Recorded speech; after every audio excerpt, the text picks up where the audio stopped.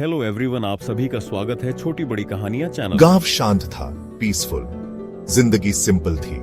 सब एक दूसरे को जानते थे। फिर आई नई दुल्हन। उसका नाम माया था। खूबसूरत, लंबे काले बाल और काजल लगाए आंखें। उसने गांव के मुखिया के बेटे विजय से शादी की। सब खुश थे, लेकिन विजय की मां ट्रेडिशन वाली औरत थी। उसने माया को ध्यान से देखा। कुछ ठीक नहीं लग रहा था, लेकिन वो क्या कर सकती थी। दिन हफ्तों में बदल गए। अजीब चीजें होने लगी। दूध जल्दी फटने लगा, फसलें सूखने लगी, बच्चे बीमार पड़ने लगे, कानाफूसी शुरू हो गई। एक रात विजय की मां ने उसे देखा।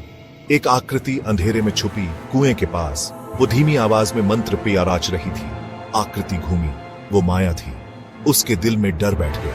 वो जानती थी, उसने कहानियां सुनी थी, ठुकराई हुई औरतों की जो डार्क फोर्सेस की तरफ मुड़ जाती हैं। क्या यह सच हो सकता है? कानाफूसी तेज हो गई। लोग माया से दूर रहने लगे। हवा में डर छा गया।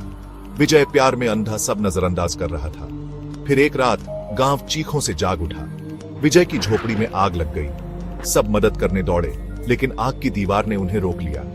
और फिर उन्होंने उसे देखा, माया को। उसकी आंखें लाल चमक रही थीं। वो हंसी, एक खौफनाक आवाज जो रात में गूंज उठी। वो माया नहीं थी जिसे वो जानते थे। वो कुछ और थी, एक चुड़ैल। गांव वाले डर के मारे देखते रहे, जैसे आग बुझ गई। विजय का जला हुआ शरीर राख में पड़ा था। माया गायब थी। गांव की सबसे बुजुर्ग विजय की दादी आगे आई।